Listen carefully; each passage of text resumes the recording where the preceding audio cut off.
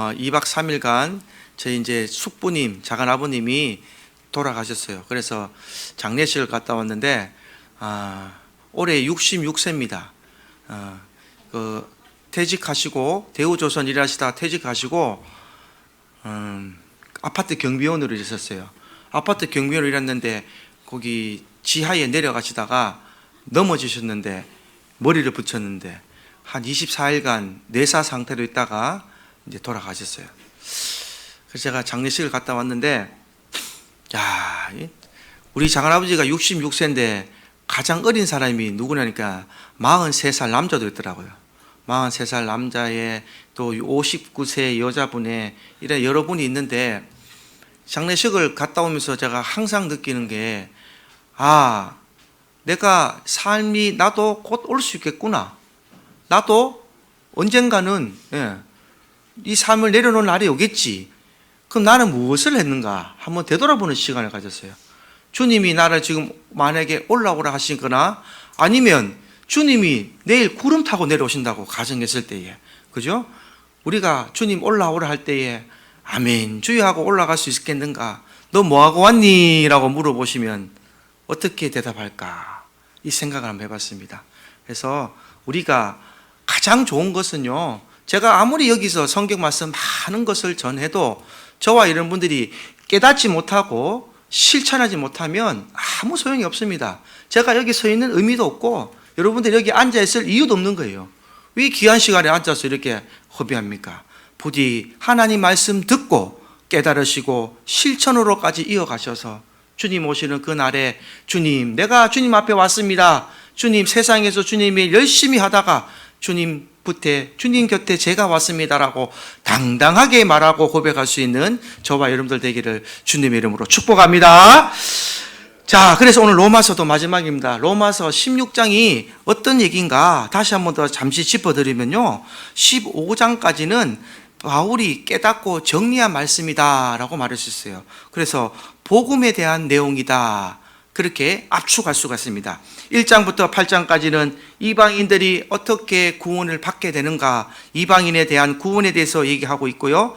또 9장부터 11장까지는요, 먼저 부름을 받았던 이 이스라엘 사람들의 구원에 대해서 기록을 했다면 12장부터 15장까지는 그동안 너희들이 말씀을 듣고 너희가 어떻게 살아야 하는가, 삶의 모습에 대해서 기록을 하고 있습니다. 그래서 1장부터 11장 전체가 뭐냐? 어떻게 죄인이 구원을 받게 되는가? 우리가 어떻게 구원을 받게 되는가? 죄인들을 구원하시는 이 하나님의 방법에 대해서 기록이 되었습니다. 그것을 즉 다른 말로 하면 복음이라고 얘기하는 거예요.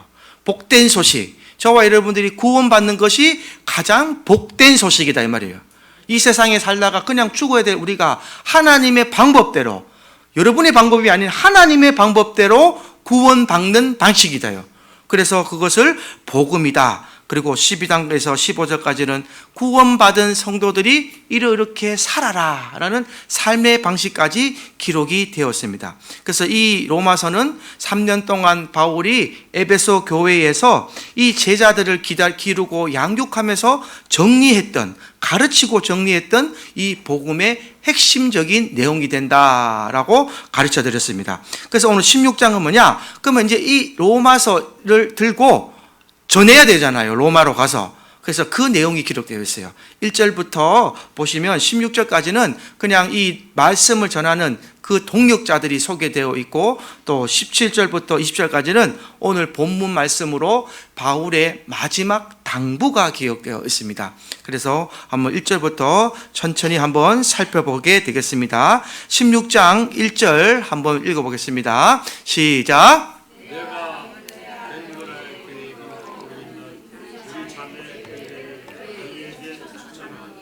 아멘. 자, 갱그리아 교회의 일꾼 이 베베란 나오죠. 베베가 나오는데 우리 형제가 아니고 자매라고 되어 있죠. 그러면은 남성입니까? 여성입니까? 여성이죠. 여성이에요. 그래서 이 베베라는 사람의 이름은 여자 집사 혹은 여자 지도자급에 준하는 사람이에요. 이 베베라는 임의 뜻이 뭐냐니까 이 포이베라는 말으로 빛이 난다 이런 뜻이에요. 빛이 난다. 이름의 뜻은 빛이 난다.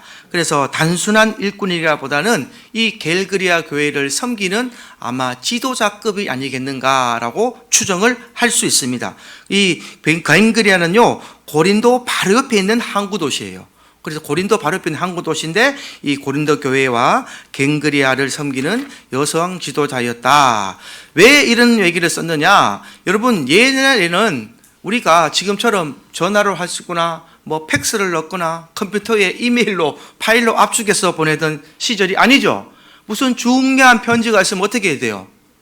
직접 가서 전해야 됩니다. 직접 가서 전해야 되는데 이런 중요한 서신을 로마까지 보내는데 아무나에게 보냈을까요? 아니면 자기가 가장 믿고 이것을 잘 이해하고 전할 수 있는 사람에게 전했을까요? 누구나도 생각해 보면 내 가장 믿고 전할 수 있는 사람에게 보낼 수 있는 서신입니다. 그래서 이 예전에는요, 사도들이 서신을 가져가면 서신을 전하는 것이 아니라 이 내용 속에 있는 내용을 설명도 할 수 있어야 되는 거예요. 우리가 쉽게 말해서 지금 타 지역의 타국의 선교사님을 보낼 때에 그냥 성경을 읽는 사람이 아니라 그 말씀을 전하고 그 말씀을 다시 이해시킬 수 있는 선교사님을 보내잖아요. 그래서 선교사 교육을 받고 타국에 보내게 되는 게 지금 현실입니다. 지금도 똑같지만 옛날에도 똑같다는 거예요. 그래서 이 베베라는 집사는 아주 성경에 능통한 사람이었다. 그리고 이것을 전할 수 있고 가르쳐 줄 수 있는 능력이 있는 사람이었다라는 것을 알 수 있습니다. 그래서 이 베베라는 사람은요, 어떻게 대단한 사람인가? 2절 말씀에 보시면 여러 사람과 나의 보호자가 되었습니다 라고 기록하는 것을 보면 많은 사람들을 도와주고 또 바울에게 재정적인 후원까지 해줄 수 있는 아주 섬김의 사람이었다라는 것을 알 수 있습니다. 우리 2절 한번 다 같이 한번 읽어보겠습니다. 시작. 너희는 주 안에서 성도들의 합당한 예절로 그를 영접하고 무엇이든지 그에게 소용되는 바를 도와줄지니 이는 그가 여러 사람과 나의 보호자가 되었습니다. 아멘. 그래서 이런 구절 때문에 지금도 선교사님들이 한국 땅에 들어오셔서 주무실 데가 없고 쉴 데가 없으면 교회에서 좀 규모가 있는 교회들은 이렇게 선교사님들을 대접을 잘 해요. 모시고 와서 주무실 곳이란지, 조금 더 깨어있는 교회들은 원룸 같은 걸 하나 얻어서 하나 가지고 있는 교회가 있더라고요. 그들이 사용하는 것이 아니라 선교사님들이 한국에 오시면 쉬게 해주시는 거예요. 그 돈을 받지 않고.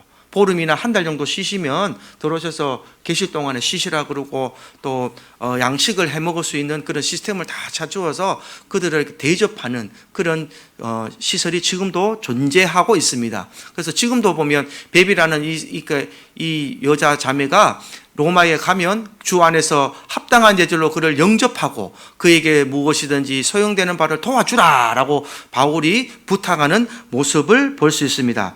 이런 것을 보면 참 우리가 아름답다라는 생각을 하죠. 우리 교회가 항상 지금은 좀 많이 좀 교회들마다 좀 분리돼서 각 교회가 그런 것을 많이 하지만 초대교회의 모습은 안 그랬다라는 것을 확인할 수 있는 거예요. 그 초대교회에서는 내가 고린도에서 사역하다가도 로마에 가서 사역하는 교회 가면 그들이 따뜻하게 맞아주고 그분을 대접해주고 섬겨줬던 모습, 이것이 바로 초대교회의 모습이었다. 오늘날 교회는 이런 많은 본질을 잃어버리고 있습니다. 여러분, 지금 여기 있다가 제가 만약에 아무 모르는 전라도 쪽에 교회 가서 나는 대구 샘물교회 목사입니다, 나 좀 하나 재워주시고 먹여주고 한 일주일 동안 먹여주시오 하면은 선뜻 나를 아무것도 안 보고 먹여줄 사람이 있을까 없을까요?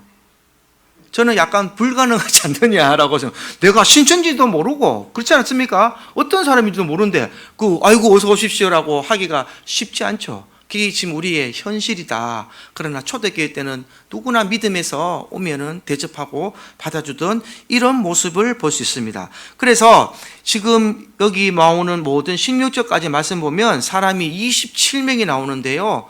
여기서 바울이 전하고자 했던 말은 뭐냐? 사람이 귀하다라는 겁니다. 사람이 귀한 거예요. 여기 앉아 계신 여러분들은 본인이 귀한기보다 주위에 계신 분들이 참 귀한 나의 동역자고 나의 사명 감당할 때에 같이 감당할 수 있는 협력자라는 귀하다는 사람인 줄 깨달으시기를 주님의 이름으로 축복합니다. 사람이 귀한 거예요. 나 혼자 할 수 없고 주님이 내게 아무리 사명 주셨어도 함께 할 수 있는 동력자를 붙어주시지 않으면 아주 어렵다. 그래서 지금은 사람이 귀하기보다 돈이 귀한 시대가 되어버렸어요. 돈이 귀하니까 사람의 목숨도 돈만 주면 처리하고 이런 어려운 시대지만 우리 믿음 안에서 사는 저와 여러분들은 하나님이 주신 생명의 근원이신 하나님을 믿고 하나님께서 보유하신 이 생명 가진 저와 여러분들이 가장 귀하다는 것을 깨달으면서 서로 협력하고 사랑하고 위로하고 살아가시기를 주님의 이름으로 축복합니다. 그래서 3절부터는요 로마에 있는 성도들에게 바울의 안부를 전하죠. 이것이 바울의 믿음의 지경이고 믿음의 그릇이다. 그렇게 그냥 말하는 것이 아니라 모든 사람들의 안부를 전해주는 그 믿음의 기록을 알 수 있습니다. 총 27명의 이름이 기록이 되어 있어요. 27명의 이름이 기록되어 있고 또 그들의 가족이나 형제들을 언급하고 있기 때문에 아마 그보다 한 40명, 50명 정도 되는 사람이 될 것이다 라고 알 수 있겠죠.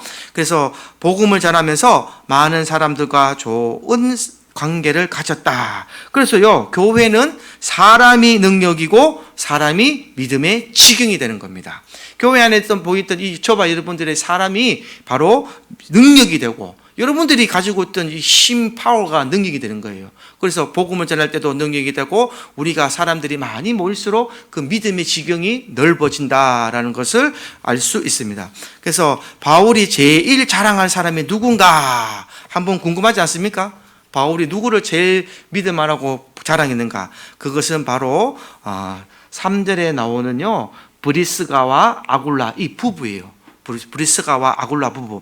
3절에 보면 브리스가와 아굴라 부부가 나오지만 4절을 우리 한번 다 같이 읽어보겠습니다. 시작. 그들은 내 목숨을 위하여 자기들의 목까지도 내놓았나니 나뿐 아니라 이방인의 모든 교회도 그들에게 감사하느니라. 아멘. 바울이 귀하게 여기겠습니까? 안 여기겠습니까?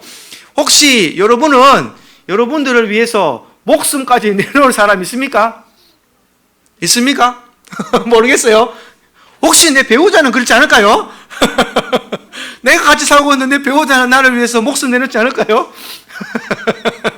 근데 이 브리스와 아굴라 부부는 어떤 사람이냐면요 바울이 천막 지는 일을 했는 거 아시죠? 천막 지는 일을 가르쳐줬던 사람이에요. 천막 짓는 일을 가르쳤어요. 그래서 어려울 때에 힘들 때에 사도행전에 보면 자세히 나오는데 함께 이 천막 짓는 길을 하는데 여러분 바울이 천막 짓는 길 했는 건 아시죠? 근데 그런 천막 우리가 말하는 그런 기물이 아니라 귀족들이 쓰는 아주 좋은 것을 만들었어요. 그래서 일반 평민들은 천막을 만들 수도 없고 그 귀족들이 만드는 아주 좋은 천막을 만드는 지금으로 말하면 뭐 비단 옷이라고 해도 되겠죠. 이런 일을 했어요. 그러니까 벌이가 괜찮다 나쁘다. 벌이가 좋다는 거예요. 벌이가 좋았다. 그런 일을 바울이 했고 이 브리스와 아굴라 부부도 이런 일을 했습니다. 그래서 이 브리스와 아굴라 부부는요 이 돈을 가지고 어떻게 했냐 바울에게 신양면을 도와줬다 이 말이에요. 자기들의 가진 재물도 사역하는 데 도와주고 하며 자기들의 목숨까지도 아끼지 않고 바울의 사역하는 게 동력자로 했기 때문에 바울이 16장의 3절부터 딱 3절 4절에 그렇게 기록을 해놓았습니다. 그래서 이 브리스와 아길라 부부는요 바울의 위로가 되고 동력자가 되었지만 이 사업을 하는 목적이 무엇인가, 내가 돈을 버는 목적을 무엇인가를 발견하게 된 거예요. 바울을 만나기 전에는 자기 자신을 위해서, 자기 삶을 위해서, 자기의 미래를 위해서 그것을 썼지만 바울을 만나고 난 후에, 복음을 받아들이고 난 뒤에 가진 재물을 어떻게 썼다고요? 하나님의 일을 위해서 썼다고요. 그래서 돈을 쓰는 목적을 발견했다. 돈을 벌어서 가치 있게 쓰는 법을 알게 되고 또 바울에게 가르쳐주고 또 바울에게 최고의 후원자가 된 사람이 브리스길라와 아굴라였다라는 것을 알 수 있습니다. 그래서 이 저와 여러분들은 전혀 세상 살 때에 걱정하지 마세요. 삼촌이, 작은 아버지가 그걸 되게 걱정하셨대요. 내가 죽으면 누가 오겠나. 그리고 작은 엄마가 첫날 가니까 도우미가 2명이 왔는데 1명 돌려보내더라고요. 우리는 손님 없어요. 우리는 올 사람도 없고 뭐 사람도 없기 때문에 올 사람도 돌려보냈는데 어제 발인 예배 아침에 8시 드렸는데요. 그 목사님이 그 말씀 하시더라고요. 제가 목회를 30년을 했는데 발인 예배 때 이렇게 많은 사람이 앉아 있는 거 참 오랜만에 봅니다 라는 말씀하시더라고요. 한 50몇 명의 예배를 드렸어요, 발인 예배 때. 그러니까 본인 고인들의 뜻과 그 유족들과 생각에 다르게 하나님이 그 가시는 그 길에 많은 사람이 모이게 하시고 위로하게 해주셨다라고 저는 해석을 했습니다. 그래서 우리가요, 아무리 어렵고 힘들어도 하나님은 우리를 끝까지 위로하시고 우리에게 끝까지 영생의 길로 인도하시는 분이라는 것을 기억하시기 바랍니다. 그 유족들의 아픈 마음도 달게 해주시고, 자기는 없다고 생각했는데 상상하지도 못한 사촌들까지 다 왔어요. 저희 사촌들. 저희 집은 항상 그렇게 살아서 항상 그렇게 했습니다. 저희 아버지가 돌아가실 때도 사촌 동생들 한 명도 빠짐없이 3일 동안 장 다 지켰거든요. 그런데 혹 다른 분들하고 대화를 해보니까 이해를 못 하더라고요. 무슨 사촌이 가서 3일 동안 장 지키노? 이렇게 하시더라고요. 저는 또 그게 이해가 안 되는 거예요. 저희 집안에서는 항상 그렇게 했기 때문에 지금도 그 큰아들이 배 탄다고 못 왔지만 그 외로 다 왔습니다. 가서 3일 동안 다 장기 지켜주고 또 문상 오면 우리가 같이 다 절을 해주고 다 했거든요. 그래서 참 이게 저도 제가 오늘치 글을 오는지 모르겠지만 아마 우리 집은 좀 그래요. 그래서 사촌 여동생들까지 다 왔어요. 그래서 우리 가족들만 해도 한 20명이 모였었고 또 그 교인들과 함께 한 50명 이상이 발인을 드리니까 꽉 차더라고요, 거기가. 그래서 참 편안한 길을 갖고 그 유족이 그 걱정한 것 외에 하나님께서 많은 분이 도와주셔서 그 길을 참 인도했다라는 것을 느꼈을 때에 여러분, 믿음의 성도들, 하나님이 사랑하시는 자들은요, 그 죽음까지도 하나님께서 위로해 주시고 보여주시는 게 있다라고 저는 느꼈습니다. 그래서 여러분, 걱정하지 마십시오. 두려워하지 마십시오. 내 죽으면 누가 오겠나 걱정하지 마십시오. 하나님께서 다 채워주시고, 걱정하고 삼촌이 살아생전에 우리 아버지 때 참 그 얘기도 하셨더라고. 살아생전에 와가지고 아이고 내 죽으면 누가 화환 하나 보내주겠나 이렇게 하시더라고. 근데 화환이 한 20몇 개가 왔어요. 다 하나님께 다 해주시더라고요. 근데 제가 그거를 기억하니까, 그 말씀을 내가 기억하니까 그게 또 떠오른 거예요, 제가.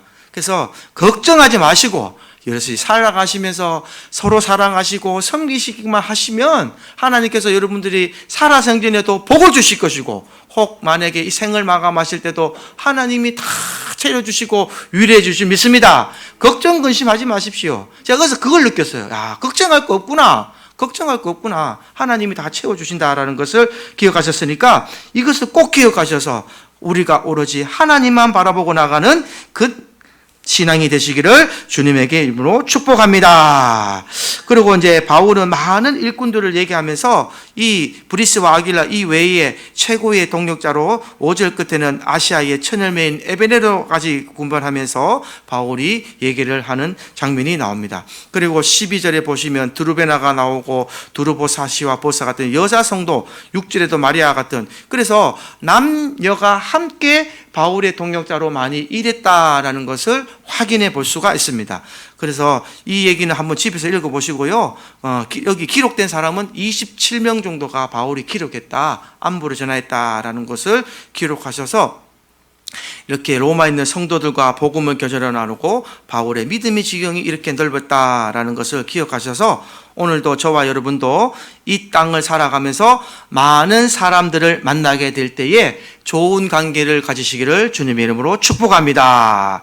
이 사람이 귀하다는 거예요. 사람이 귀하다. 그래서 우리 앉아 계신 분 이외에도 여러분들이 만나는 사람마다 누구라도 여러분들 정 만들지 마시고 사랑으로 다가서시고 믿음으로 또 위로의 말로 다가서시면 여러분들에게 믿음의 동력자가 되고 믿음의 지경이 넓어지는 큰 놀라운 역사가 일어날 줄 믿습니다. 두 번째는 뭐냐? 바울의 마지막 당부, 오늘 본문 말씀이 되겠죠. 바울이 우리에게 마지막 당부를 로마에 뭘 했는가? 우리 17절 한번 다 같이 읽어보기를 원합니다. 읽어보겠습니다. 시작.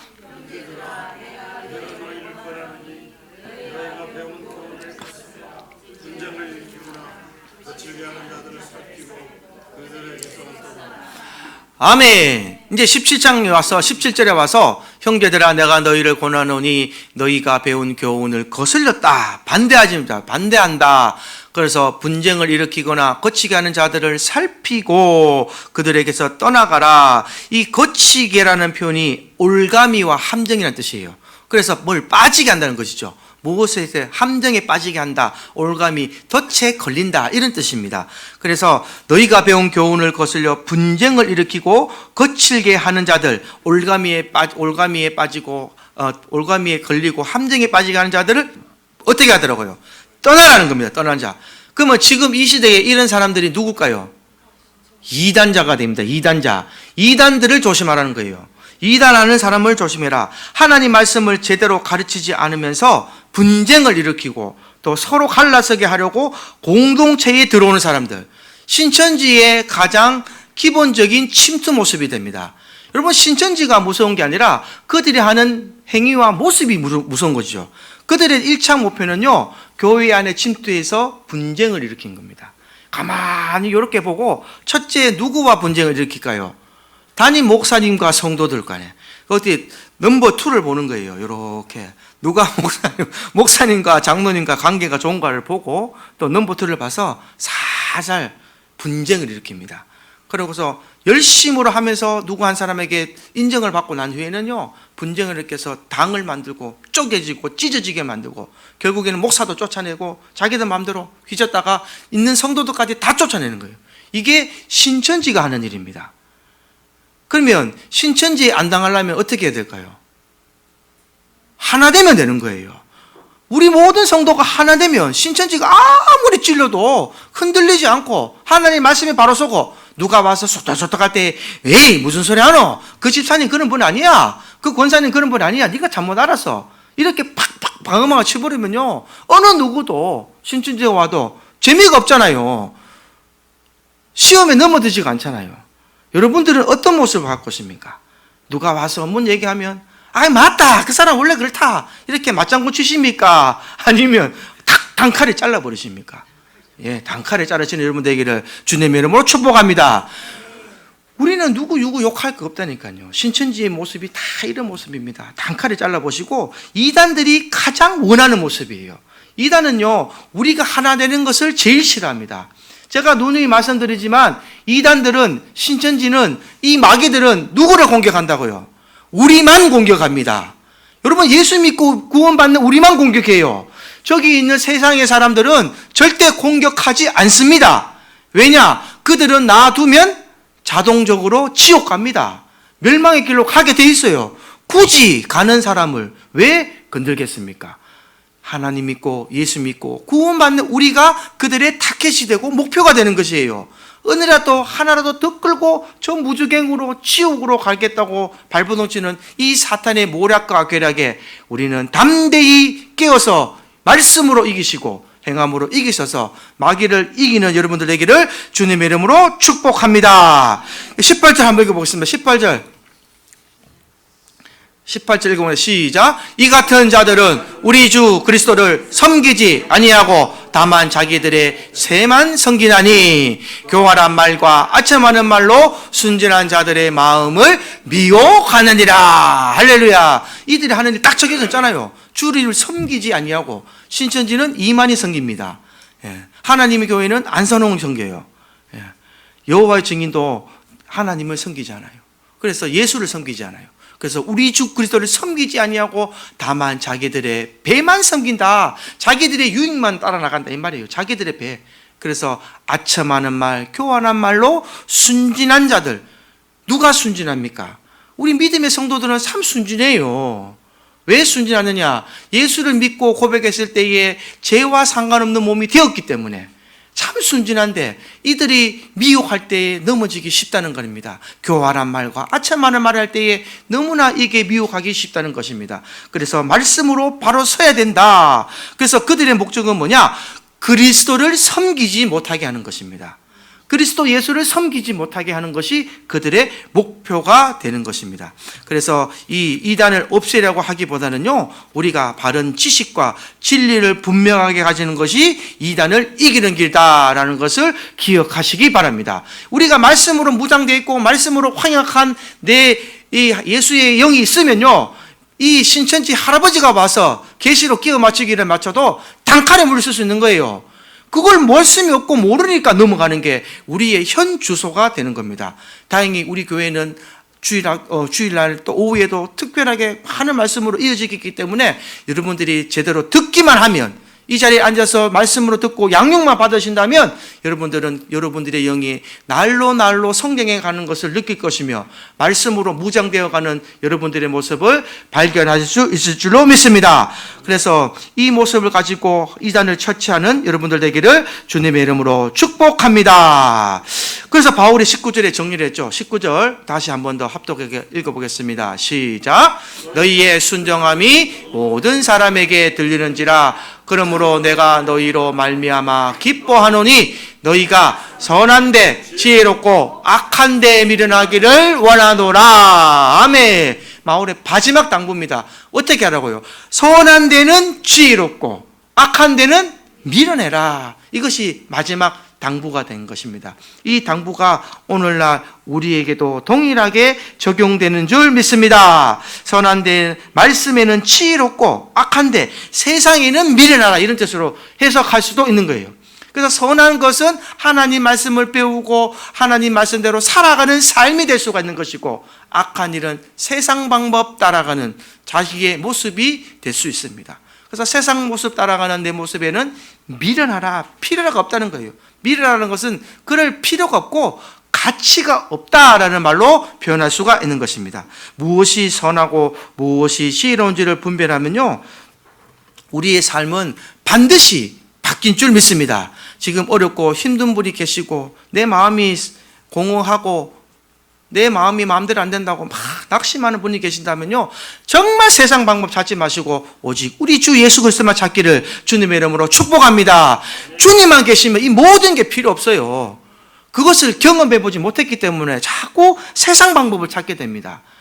그러나 주님이 여기 계시고 주님이 내 마음속에 계시고 주의 영이 함께 계셔서 말씀을 읽을 때에 평안함을 얻고 그 말씀대로 살아가실 때에 주님 주시는 그 복을 누리시고 경험만 해보신다면 여러분들의 삶은 지금보다 180도 바뀔 거라고 이 목사가 확신합니다. 할렐루야. 왜냐하면 제가 그렇게 살아봤기 때문에 그래요. 제가 안 살아봤으면 여러분들에게 감히 말할 수 없습니다. 저보다 다 연배가 많으시고 세상을 많이 오래 사신 분들에게 제가 감히 말씀드릴 수 있는 것은 제가 이렇게 살아보니까 기쁘고 즐겁고 행복하다는 겁니다. 그리고 우리 작은 아버지의 죽음도 보면서도 또 느꼈던 것은 하나님이 우리의 끝까지 지켜주신다는 거. 할렐루야. 그 고인이 걱정했던 그 모든 것을 한 방에 해결해 주시고 많은 자들이 그 발자취를 지키게 해주시고 또 그 자손들이 또 하나님을 믿는 믿음의 자녀들로 성장해 나가는 것을 볼 때에 우리는 걱정할 것이 없다. 하나님만 바라고 나가면 하나님이 모든 것을 해결해 주신다라는 것을 기억하시기 바랍니다. 그래서 바울은요, 이제 뒤에는 21절부터 23절까지는 이제 동역자들을 소개하면서 마지막 송령으로 이 로마서 16장을 마치게 됩니다. 마지막 송령은 뭐냐? 복음으로 죄인을 구원하시는 하나님께 영광을 돌려드리는 모습입니다. 그래서 저와 여러분들의 항상 마지막은 하나님께 영광을 돌려드리는 모습으로 거듭날 수 있기를 주님의 이름으로 축복합니다. 우리가 하나님께 영광을 돌리지 않으면요, 내가 살아왔던 내 모든 모습과 잘한 선한 일이 내 영광이 되는 거예요. 저와 여러분들은 영광을 가질 수 있는 존재가 아닙니다. 여러분 확실히 기억하십시오. 저와 여러분은 영광을 가질 수 있는 존재가 아닙니다. 오직 모든 영광은 하나님만 받으셔야 되는 거예요. 우리 주 예수님만 받으셔야 되는 겁니다. 우리는 그 일을 이루어드리는 각 지체가 돼서 항상 모든 일은 하나님께 영광을 돌리는 이런 분들이 될 수 있기를 주님의 이름으로 축복합니다. 그래서 결국 복음은 뭐냐? 모든 믿는 자들에게 구원을 주시는 하나님의 신비한 능력이다라고 정리를 하는 거예요. 그래서 구원은 하나님께서 우리에게 주시는 신비한 능력이 되는 겁니다. 그냥 이루어진 것이 아니라 하나님이 창세전부터 예언하셨고 또 구약시대를 거쳐오시면서 너희의 삶을 보시면서 인간은 본래 악하기 때문에 내가 너희를 구원해 주지 않으면 안 되겠다라고 하셨던 것이 바로 신약시대의 예수 그리스도의 십자가의 구원의 모습이 되는 것입니다. 그래서 저와 여러분들은 참 행복한 사람이에요. 2000년 전에 태어나셨다면 예수 그때의 십자가를 맛보지 못했을 것이고, 구약시대에 하나님을 배반하고 하나님 마음을 아프게 하고 하나님이 정말 안타까워하셨던 그 시대에 살았을 것인데, 지금 2024년도에 예수님을 볼 수 있는 그 영혼이 열렸고 예수의 복음을 들을 수 있는 이 귀가 열려있고, 그 믿음으로 말미암아 주님의 십자가로 말미암아 구원받은 믿음의 능력자고 동력자가 되신 것을 얼마나 기뻐해야 될 일인지 기억하시기 바랍니다. 하나님의 자녀가 됐다는 것을요, 너무 쉽게 생각하지 마십시오. 아무나 받는 게 아닙니다, 여러분. 세상 사람들은 지금도 자기가 잘났다 그러고 자기 삶이 옳다 그러고 자기 모습대로 살아가지만, 우리가 볼 때는 얼마나 어리석고 안타까운 삶인지 모르는 거예요.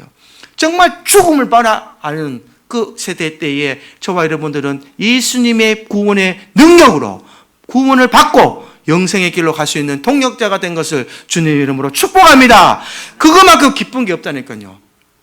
이 마음만 가지고 사시면 앞으로 여러분들의 삶은 윤택하고 행복하고 지혜로운 삶이 될 줄로 믿습니다.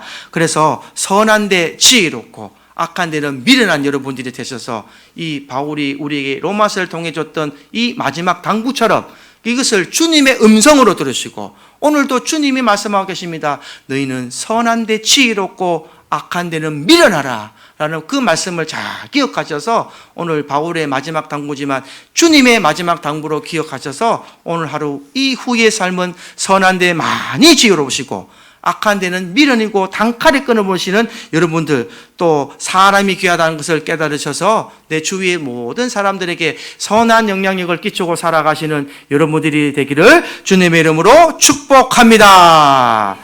찬송가 505장 찬송 드리겠습니다.